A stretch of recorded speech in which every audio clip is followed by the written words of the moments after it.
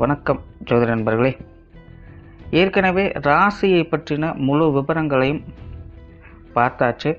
அதாவது ஒவ்வொரு ராசிக்குமே என்ன மாதிரியான குணாதிசயங்கள் இருக்கும், எந்த மாதிரியான வாழ்க்கை அமைப்பு இருக்கும், என்ன மாதிரியான உறவு முறைகள் இருக்கும் அப்படின்னு விளக்கமாகவே பார்த்தாச்சு. அதே போல் லக்ன விவரங்களையும் பார்த்தாச்சு. ராசி அமைப்பை போலவே லக்னத்திற்கும் ஒவ்வொரு விஷயங்களும் எப்படி இருக்கும் அப்படின்னு தனித்தனியாகவே சொல்லியிருக்கும். பார்க்காதவங்க டிஸ்கிரிப்ஷனில் லிங்க் இருக்கும், செக் பண்ணி பாருங்கள். இனி ராசி மற்றும் லக்னம் இது ரெண்டும் சேர்ந்த அமைப்பு எப்படி இருக்கும் அப்படிங்கிறத பற்றி பார்க்க போகிறோம். ஒரு குறிப்பிட்ட லக்னம் மற்றும் ராசியாக ஒரு மனிதருக்கு அமைந்து வரும் பொழுது அவங்களுக்கு என்ன மாதிரியான விஷயங்கள் இருக்கும் அப்படிங்கிறத பற்றி சில விளக்கங்களை ஜோதிடத்தில் பொதுவாக சொல்ல முடியும்.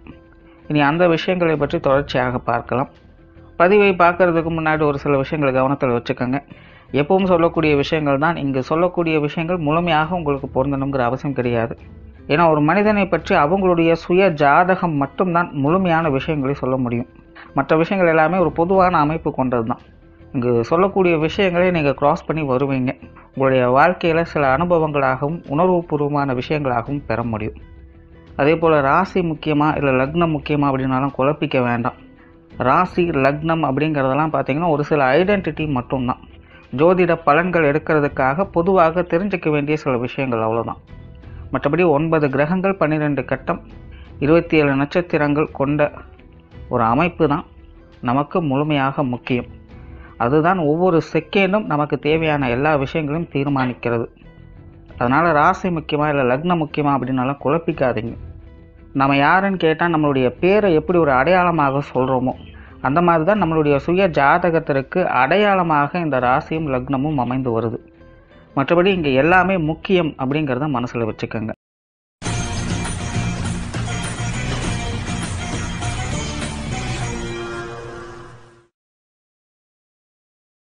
கன்னிராசி மீன லக்னம்.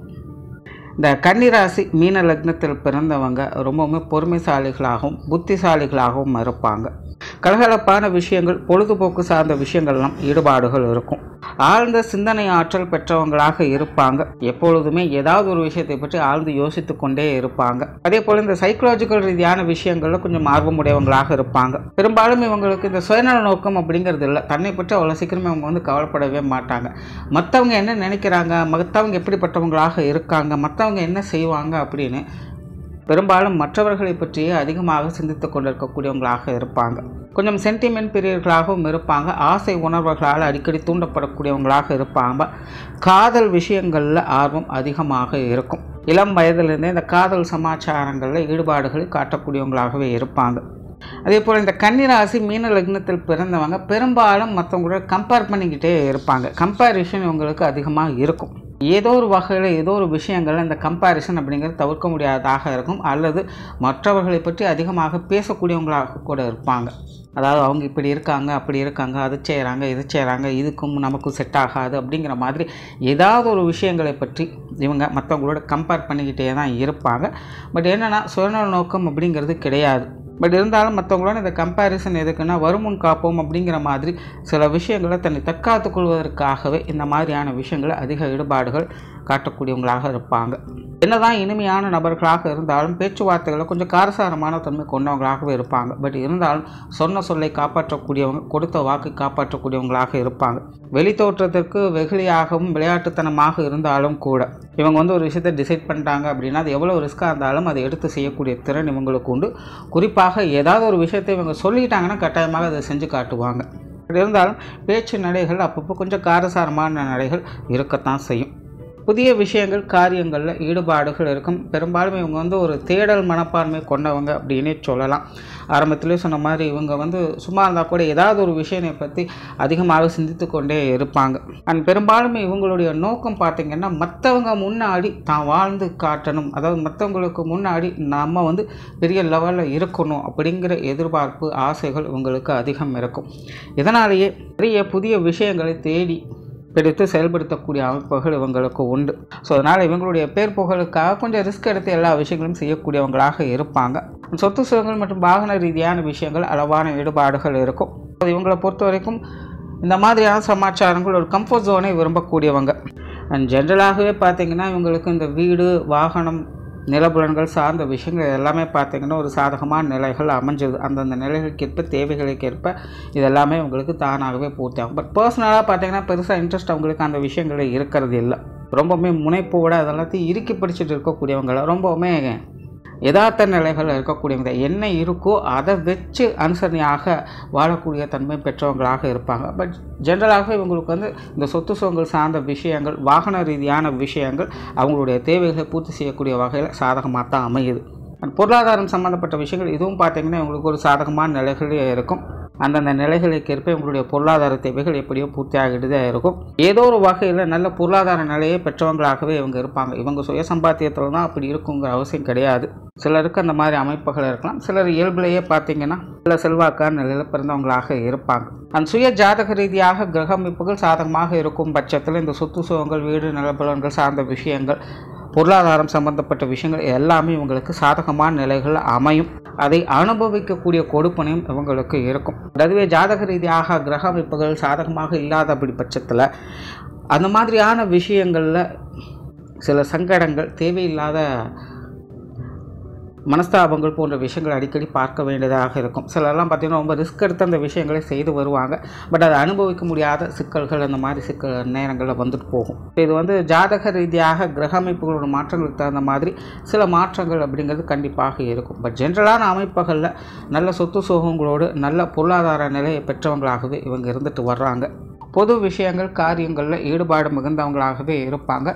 இங்கேயும் அப்படி தான். சுய ஜாதக ரீதியாக கிரக அமைப்புகள் சாதகமாக இருக்கும் பட்சத்தில் வெளி இடங்களில் இவங்களுக்கான மதிப்பு, மரியாதை, அங்கீகாரத்தை பெற்று ஒரு நல்ல உயர்வான நிலைகளில் வாழக்கூடியவங்களாகவே இவங்க இருப்பாங்க. மற்றவங்களுடைய பிரியத்துக்குரியவர்களாகவும் இவங்க வருவாங்க. பட் அதே நேரம் ஜாதக ரீதியாக கிரக அமைப்புகள் சரியில்லை அப்படிங்கிற பட்சத்தில், இல்லைன்னா இந்த அசுப கிரகங்களுடைய தொடர்புகள் ஏதாவது ராசி ரீதியாகவோ லக்ன ரீதியாகவோ இருந்துருச்சு அப்படின்னாலும் இவங்களால் இந்த பொது வாழ்க்கையில் பெருசாக ஈடுபட முடியாது. மனசுக்கும் புத்திக்கும் இடையே நிறைய போராட்டங்கள் அப்படிங்கிறது ஏற்பட்டுடும்.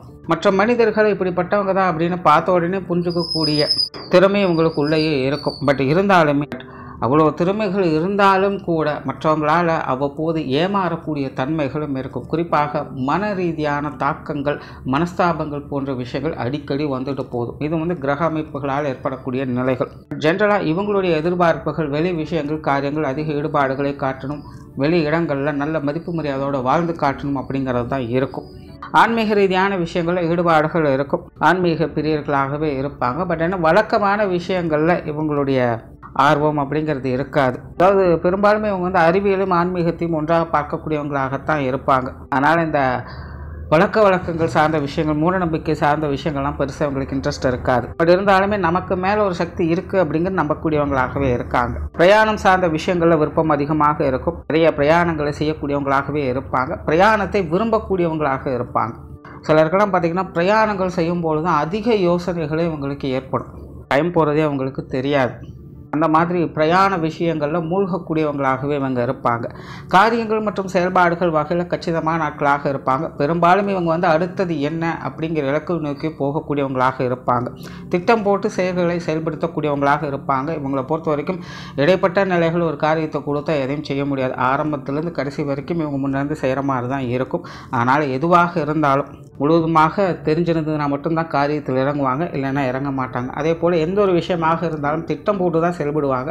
அவசர குணம் இருக்கும். கோபத்தில் சின்ன சின்ன வார்த்தைகளை விடத்தான் செய்வாங்க. சில நேரங்களில் காரிய ரீதியாக மற்றவர்கள் அவ்வளோ சீக்கிரம் நம்ப மாட்டாங்க. அதனாலே பெரும்பாலும் கொஞ்சம் தனித்து செயல்படுற மாதிரியான சூழ்நிலைகள் இவங்களுக்கு இருக்கும். பட் இருந்தாலும் காரியத்தில் கருத்தாக இருக்கக்கூடியவங்க, எப்படியோ ஏதோ ஒரு விஷயங்களை கொண்டு விளைக்கக்கூடியவங்களாகவே இவங்க இருந்து வர்றாங்க. குடும்ப விஷயங்கள், காரியங்கள் பெரும்பாலும் இவங்களுக்கு ஒரு சாதகமான அமைப்புகள்னு சொல்லலாம். பட் இருந்தாலும் இந்த ராசி லக்னக்காரங்களுக்கு மனசுக்கும் புத்திக்கும் இடையே இந்த குடும்ப ரீதியான விஷயங்கள் நிறைய முரண்பட்ட தன்மைகள் கண்டிப்பாக இருக்க செய்யும். அதனாலேயே இவங்களுக்கு இந்த குடும்ப வாழ்க்கை அப்படிங்கிறது அதிக ஏற்ற இறக்கங்கள் கொண்டதாகத்தான் இருக்கும். சில நேரங்கள் அதிக அளவில் சந்தோஷத்தை கொடுக்கும், சில நேரங்கள் அதிக அளவில் சங்கடத்தையும் கொடுத்துக்கிட்டு இருக்கும். பட் ஒரு கட்டத்துக்கு மேலே இது எதுலையுமே விருப்பமில்லாமல் ஒரு அமைதியான சீரான நிலையை இவங்க பெற்று வருவாங்க. குடும்ப வாழ்க்கை அப்படின்னாலே கடமையச்சு பலனை எதிர்பாராது அப்படிங்கிற நிலைகளில் இவங்க இருக்கக்கூடியவங்களாக மாறிடுவாங்க. குடும்ப உறவுகள் மேலே நல்ல மதிப்பு மரியாதைகள் இருக்கத்தான் செய்யும். பட் இவங்களை பொறுத்த வரைக்கும் ஸ்மார்ட் ஒர்க் அதிகம் விரும்பக்கூடியவங்களாக இருக்கிறதுனால எதையும் எடுத்தவங்க இவங்க செய்ய மாட்டாங்க. இந்த மாதிரி காரிய ரீதியான விஷயங்களும் குடும்ப உறவுகளுக்குள்ள சின்ன சின்ன முரண்பட்ட தன்மைகள் வந்து போச்செய்யும். குடும்ப கௌரவத்தை அதிகம் போற்றக்கூடியவங்களாக இருப்பாங்க. குடும்ப கௌரவத்தை பேணி காக்கக்கூடியவங்களாகவும் இருப்பாங்க. பெற்றோர்கள் சார்ந்த விஷயங்கள் ஒரு அளவான அமைப்புகள் இருக்கும். அதாவது ஒரு சுமூகமான நிலைகள் அப்படின்னு சொல்லலாம். ரொம்ப அட்டாச்மெண்ட் அப்படின்னு சொல்ல முடியாது. அதுக்காக எதிலையுமே கண்டு கொள்ளாமல் விட்டு விலகி இருப்பாங்க அப்படிங்கிறதும் கிடையாது. அந்தந்த வயது நிலைக்கேற்ப பெற்றோர்களுடைய அரவணைப்பு பெற்றவங்களாகவே இருப்பாங்க. பெற்றோர்களும் இவங்களுக்கு எல்லா வகையிலும் சப்போர்ட் பண்ணக்கூடியவங்களாகவே இருப்பாங்க. இவங்களுடைய தாயாருக்கு குடும்ப விஷயங்கள் காரியங்களில் பிரியம் அதிகமாக இருக்கும். நல்ல பேச்சு திறன் உடையவங்களாக இருப்பாங்க. அவங்களுடைய தாய் தந்தையின் மேலே நல்ல மதிப்பு மரியாதை வைத்திருக்கக்கூடியவங்களாக இருப்பாங்க. கொஞ்சம் கம்ஃபர்ட் ஜோனை அதிகம் விரும்பக்கூடியவங்களாகவும் இருப்பாங்க. பொருளாதார விஷயங்களில் ஆர்வம் இருக்கும். இவங்களுடைய தந்தை பார்த்தீங்கன்னா தொலைநோக்கு சிந்தனையோடு செயல்படக்கூடியவங்களாக இருப்பாங்க. கொஞ்சம் அமைதியான நபர்கள் இருந்தாலும் கொஞ்சம் முரட்டு சுபாவம் அப்படிங்கிறது இருக்கத்தான் செய்யும். பேச்சுவார்த்தையில் கொஞ்சம் காரசாரமான தன்மைகள் அப்படிங்கிறது இருக்கத்தான் செய்யும். கொஞ்சம் லாப நோக்கத்தோடும் ஆதாய நோக்கத்தோடும் செயல்படக்கூடியவங்களாக இருப்பாங்க. அவங்க உடன் பிறந்தவங்களோடு சில சங்கடங்கள் மனஸ்தாபங்கள் அவங்களுடைய வாழ்க்கையில் அடிக்கடி இருந்துக்கிட்டே இருக்கும். குறிப்பாக இந்த பொருளாதார ரீதியான விஷயங்களால் குடும்ப உறவுகளுக்குள்ள சில சங்கடங்களை அவங்களுடைய தந்தை அடிக்கடி பார்த்துக்கிட்டு வருவாங்க. இருந்தாலும் தனிப்பட்ட முறையில் பெற்றோர்களுடைய அரவணைப்பை பெற்றவங்களாகவே இருந்து வர்றாங்க. உடன்பிறப்புகள் சார்ந்த விஷயங்கள் ஓரளவுக்கு சாதகமாக இருக்கும் அப்படின்னு சொல்லலாம். குறிப்பாக இவங்களுக்கு இளைய உடன்பிறப்புகள் சார்ந்த விஷயங்களில் ஈடுபாடுகள் அதிகமாகவே இருக்கும். அவங்களுடைய விஷயங்கள் காரியங்கள் எதுவாக இருந்தாலும் அனுசரித்து போகக்கூடிய தன்மையும் பெற்றிருப்பாங்க. ஒரு நல்ல கலகலப்பான சூழ்நிலைகளை எதிர்பார்க்கலாம். மூத்த உடன்பிறப்புகள் தன்மையில் பார்க்கும்போது கொஞ்சம் முரண்பட்ட நிலைகளில் இருந்துக்கிட்டு வரும். அப்பப்போ கொஞ்சம் காரசாரமான விஷயங்கள் இருக்கும். கொஞ்சம் கோபதாபங்கள், டென்ஷன் போன்ற விஷயங்கள், ஈகோ போன்ற விஷயங்கள்லாம் அடிக்கடி வந்து போய்கிட்டே இருக்கும். மூத்த உடன்பிறப்புகள் போது இவங்க கொஞ்சம் பட்டும்படாமல் தான் செயல்பட்டு வருவாங்க.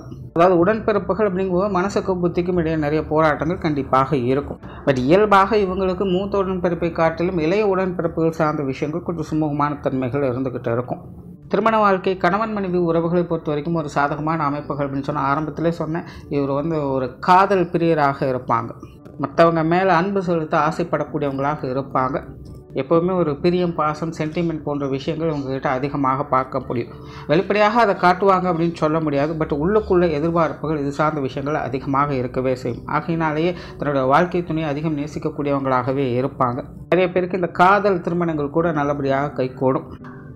ஆனால் இந்த அரேஞ்ச் மேரேஜ் நடந்தாலும் கூட திருமணத்திற்கு பிறகு வாழ்க்கை துணையை நேசிக்கக்கூடியவங்களாகவே இவங்க இருந்து வருவாங்க. பட் இது ஜென்ரலான அமைப்புகள் தான்.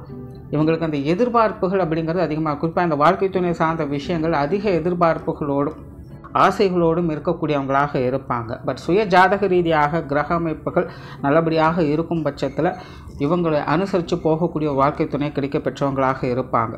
இவருடைய திருமண வாழ்க்கை அப்படிங்கிறது சுமூகமாக இருக்கும். பட் என்ன இருந்தாலும் கணவன் மனைவி உறவுகளுக்குள்ள பேச்சுவார்த்தைகள் முரண்பட்ட தன்மைகள் அதிகமாக இருக்கும். ஒருத்தர் பார்த்திங்கன்னா அதிகமாக பேசுவாங்க, இன்னொருத்தர் பார்த்திங்கன்னா பேசவே மாட்டாங்க. இந்த மாதிரியான நிலைகளை அதிகம் பார்க்கலாம். பட் இருந்தாலும் அனுசரித்து போகக்கூடிய தன்மை இருக்கிறதுனால கணவன் மனைவி உறவுகளுக்குள்ள ஒரு சுமூகமான விஷயங்கள் தான் இருந்துக்கிட்டு இருக்கும். பட் அதுவே ஜாதக ரீதியாக கிரக அமைப்புகள் சரியில்லாத பட்சத்தில் கணவன் மனைவி உறவுகளுக்குள்ள அதிகமான சங்கடங்கள், குறிப்பாக மன ரீதியான கருத்து வேற்றுமைகள் அப்படிங்கிறது அதிகமாயிடும். ஏன்னா ஆரம்பத்தில் சொன்ன இவங்களை பொறுத்த வரைக்கும் புத்திக்கும் மனதுக்கும் இடையே நிறைய வேற்றுமைகள் அப்படிங்கிறது கண்டிப்பாக இருக்கும். ஸோ மனசு ஒன்று சொல்லும், புத்தி ஒன்று சொல்லும். ரெண்டுக்குமே ஆப்போசிட் தான் விஷயங்கள் அப்படிங்கிறதும் போய்கிட்டு இருக்கும். இப்போல கிரக நிலைகள் சரியில்லாத காலகட்டங்களில் பார்த்தீங்கன்னா வாழ்க்கை துணை ரொம்பவுமே நோக்கத்தோடு செயல்பட ஆரம்பிச்சிடுவாங்க. இது இவங்களுக்கு கொஞ்சம் மனஸ்தாபங்களை ஏற்படுத்த செய்யும். ஏன்னா இவங்க இயற்கையாகவே எந்த ஒரு விஷயத்திற்காகவோ அல்லது எந்த ஒரு நபருக்காகவோ சுயநல நோக்கத்தோடு செயல்படக்கூடியவங்க அல்ல. லைஃப்பில் அதிகமாக நேசிக்கக்கூடியவர் அப்படின்னு பார்க்கும்போது அது இவங்களுடைய வாழ்க்கை துணை தான். அவங்களே சுயநலத்தோடு செயல்படும்போது அது இவங்களுக்கு கொஞ்சம் சங்கடத்தை ஏற்படுத்தும். இந்த மாதிரி மன ரீதியான கருத்து வேற்றுமைகள் அப்படிங்கிறது அடிக்கடி சங்கடத்தை ஏற்படுத்தும். ஸோ இது சுய ஜாதக ரீதியாக கிரக அமைப்புகளோட நிலைகளை பொறுத்து மாறுபட செய்யும். எல்லாத்தையுமே அனுசரித்து புரிஞ்சு வாழ்கிறது அவங்க கையில் தான் இருக்குது. குழந்தைகள் சார்ந்த விஷயங்கள் இது ஒரு சாதகமான அமைப்பு அப்படின்னு சொன்னால் பொதுவாகவே இவங்களுக்கு இந்த குழந்தைகள் மேலே பிரியம், பற்று, பாசம் அப்படிங்கிறதும் கொஞ்சம் அதிகமாக, எந்த அளவுக்கு வாழ்க்கை துணையை நேசிக்கிறாங்களோ அந்த அளவுக்கு இந்த குழந்தைகள் மேலேயும் அதிக அக்கறை காட்டக்கூடியவங்களாக இருப்பாங்க. குழந்தைகளுடைய விஷயங்களில் இவங்க எப்படி இருக்கணும் அப்படி இருக்கணும் அப்படிங்கிற எதிர்பார்ப்புகள் உங்களுக்கு அதிகமாகவே இருக்கும். நிறைய விஷயங்கள் உங்களுக்கு சொல்லிக் கொடுக்கணும், குழந்தைகள் இப்படி தான் கொண்டுட்டு போகணும் அப்படிங்கிற ஒரு பிளானிங்கோடையே அவங்க பெரும்பாலும் இருப்பாங்க. ஸோ குழந்தைகளுக்காக ஒவ்வொரு விஷயங்களுமே பார்த்து செய்யக்கூடியவங்களாக இருப்பாங்க. பெரும்பாலுமே உங்களோட குழந்தைகள் பார்த்தீங்கன்னா ரொம்பவுமே ஒரு சாத்வீக குணத்தை பெற்றவங்களாக தான் இருப்பாங்க. எதுவாக இருந்தாலும் அனுசரித்து போகக்கூடிய தன்மைகள் இருக்கும். பட் குழந்தைகள் வளர வளர இவங்களுக்கும் அவங்களுடைய ஐடியாவுக்கும் நிறைய கருத்து வேற்றுமைகள் அப்படிங்கிறது கண்டிப்பாக வந்து போய்ட்டு கொஞ்சம் ஆப்போசிட்டில் தான் எல்லா விஷயமும் செய்ய வேண்டியதாக இருக்கும். இது வந்து குழந்தைகளோட வயது நிலைக்கு ஏற்ப சில மாற்றங்கள் அப்படிங்கிறது கண்டிப்பாக இருந்துக்கிட்டு இருக்கும். உற்றார் உறவினர்கள் நண்பர்கள் சார்ந்த விஷயங்கள் பெரும்பாலும் இது வந்து ஒரு அளவான அமைப்புகள் தான். அதாவது இது வந்து ராசி ரீதியாகவும் சரி லக்ன ரீதியாகவும் சரி உற்றார் உறவினர்கள் நண்பர்கள் அப்படிங்கிறதே இவங்களுக்கு பட்டும் படாமல் தொட்டும் தொடாமலும் தான் இருக்கும். அதளவில் ஒரு விஷயத்தை எதிர்பார்த்துட்டு இருப்பாங்க. பட் வெளியில் இருக்கக்கூடியது ஒரு விஷயமாக இருக்கும். யார் எப்போ எப்படி இவங்களுடைய விஷயங்களை மாறுவாங்க அப்படிங்கிறதும் புரிஞ்சிக்கவே முடியாது. நல்லவங்க கெட்டவங்க யாருன்னு எதுவும் புரிஞ்சுக்கவும் முடியாது. யார் வேணாலும் எப்போ வேணாலும் எப்படி வேணாலும் மாறலாம் அப்படிங்கிறது தான் இவங்களுடைய நிலைகளில் பெரும்பாலும் இருக்கும். அதனால் பெரும்பாலும் இந்த உற்றார் உறவினர்கள் நண்பர்கள் சார்ந்த விஷயங்களை எப்போவுமே ஒரு அளவான நிலைகளில் தான் இருக்கும். முடிஞ்ச அளவுக்கு சூழ்நிலை சந்தர்ப்பத்துக்கு தகுந்த மாதிரி அனுசரித்து அமைதி காத்து இருப்பது நல்லது. எந்த ஒரு சங்கடத்தையும் பெரிதுபடுத்தாமல் பட்டுப்படாமல் தொட்டு தொடாமல் இருந்து வந்தாங்கன்னா இவங்களுடைய விஷயங்கள் காரியங்கள் சமாளிச்சுக்க முடியும். மற்றபடி பெருசாக அவங்ககிட்ட இருந்து எதையும் எதிர்பார்க்கவும் முடியாது. இதெல்லாமே பார்த்திங்கன்னா ஒரு அளவான அமைப்புகள் மட்டும்தான். தொழில் வேலை உத்தியோகம் சார்ந்த விஷயங்கள் இது ஒரு சாதகமான அமைப்புகள்னு சொல்லலாம். முன்னாடியே சொன்ன மாதிரி இவங்க வந்து பிளானிங் அண்ட் எக்ஸிக்யூஷனில் சிரமம் பெற்றவங்களாக இருப்பாங்க. அதனால் எப்போவுமே ஏதாவது ஒரு வேலைகளை பற்றி அதிகமாக யோசித்து கொண்டே இருப்பாங்க. வாடிக்கையாளர்கள் தேவைகளை பூர்த்தி செய்யக்கூடியவங்களாகவும் இருப்பாங்க. உடன் வேலை செய்யக்கூடியவங்களுக்கு உதவக்கூடிய குணம் இருக்கும். குறிப்பாக எங்கே வேலை செஞ்சுட்டு இருந்தாலும் என்ன மாதிரியான வேலைகள் செய்து கொண்டு இருக்கக்கூடியவங்களாக இருந்தாலும் தனக்கு உற்ற ஒரு நண்பரை நெருங்கிய பழக்கத்தோடு வைத்துக் கொள்ளக்கூடியவங்களாகவும் இருப்பாங்க. சிலரெல்லாம் பார்த்திங்கன்னா கண்மூடித்தனமாக நம்பவும் செய்வாங்க. இவங்களுடைய காரியங்கள் மூலமாக மற்றவங்களை அட்ராக்ட் பண்ணக்கூடிய திறன் இவங்களுக்கு இயல்பாகவே இருக்கும். அதனால் தொழில் வேலை உத்தியோகம் சார்ந்த விஷயங்கள் பெரும்பாலும் இவங்களுக்கு நல்ல முறையில் கை கொடுத்துட்டு இருக்கும். பட் இங்கேயும் பார்த்திங்கன்னா சுய ஜாதக ரீதியாக கிரகம் இப்போ நல்லபடியாக இருக்கும் பட்சத்தில் இந்த மாதிரியான நிலைகளில் சிறப்பான தன்மைகளை பெற்று வருவாங்க. பட் அப்படி இல்லாத பட்சத்தில் தொழில் வேலை உத்தியோகம் சார்ந்த விஷயங்கள் இது எல்லாமே இவங்களுக்கு கை கொடுத்துக்கிட்டு தான் இருக்கும். ஆனால் மற்றவங்க இவங்ககிட்ட அல்லது இவங்களுடைய விஷயங்கள் காரியங்களில் உண்மையானவர்களாக இருக்க மாட்டாங்க. அல்லது சிறிது காலத்துக்கு மட்டும்தான் இவங்ககிட்ட இருக்கும்படியாக இருக்கும். அதன் பிறகு வேறொரு ஆளை பார்க்க வேண்டியதாக இருக்கும். ஒரு நீடித்த ரிலேஷன்ஷிப் அமையிறது அப்படிங்கிறது கொஞ்சம் கஷ்டம். ஸோ இந்த மாதிரியான விஷயங்கள்லாம் பார்த்திங்கன்னா இவங்களுக்கு கொஞ்சம் டிஸ்டர்பன்ஸை ஏற்படுத்தும். இப்படி கஷ்டமோ நஷ்டமோ ஏதோ ஒரு வகையில் ஏதாவது ஒரு விஷயங்களை செய்து பிழைத்து கொள்ளக்கூடிய திறன் பெற்றவங்களாகவே இவங்க இருந்துக்கிட்டு வர்றாங்க. வெளியூர் மற்றும் வெளிநாடு சம்பந்தப்பட்ட விஷயங்களில் இவங்களுக்கு பெருசாக ஈடுபாடுகள் இருக்காது. அதை பற்றின ஒரு யோசனை அளவுகள் மட்டும்தான் இருக்கும். ஒரு சிலருக்கு மட்டும்தான் இந்த மாதிரியான விஷயங்கள் அமையுது. ஸோ ஓவராலாக இந்த கன்னி ராசி மீன லக்னம் என்பது ஜாதக ரீதியாக கிரகமைப்புகள் நல்லபடியாக இருக்கும் பட்சத்தில் ஒரு நல்ல வாழ்க்கையை பெறக்கூடிய நிலை என்பது உங்களுக்கு உண்டு. மற்றவங்க மத்தியில் ஒரு நல்ல பேரும் புகழோடும் மற்றவங்களுடைய அரவணைப்புகளோடும் ஒரு சுமூகமான வாழ்க்கையை பெற்றவங்களாக இவங்க இருந்து வருவாங்க. பட் அதுவே ஜாதக ரீதியாக கிரகமைப்புகள் சரியில்லாத பட்சத்தில் இவங்களோட வாழ்க்கை நிலை புத்திக்கும் மனதுக்கும் இடையே ஒரு போராட்டம் அப்படிங்கிற விஷயங்கள் இருக்கும். தீதும் நன்றும் பிறத்தரவாரா அப்படிங்கிறது இவங்களுக்கு உற்ற ஒரு பழமொழியாக இருந்து வரும். இவங்களால் மற்றவங்களுக்கு எந்த ஒரு பிரச்சனையும் ஏற்பட போகிறதில்ல. ஆனால் மற்றவங்களால் இவங்களுக்கு தேவையில்லாத சங்கடங்கள் அப்படிங்கிறது இருந்துக்கிட்டு இருக்கும். பட் இருந்தாலுமே அதனால் மற்றவங்கள குறை சொல்லியும் எந்த ஒரு பிரயோஜனம் இல்லை அப்படிங்கிறதையும் இவங்க புரிஞ்சுக்கிட்டு அனுசரித்து வாழ்ந்து வர வேண்டிய சூழ்நிலை என்பது இருந்து வரும். நன்றி, வணக்கம், வாழ்க வளமுடன்.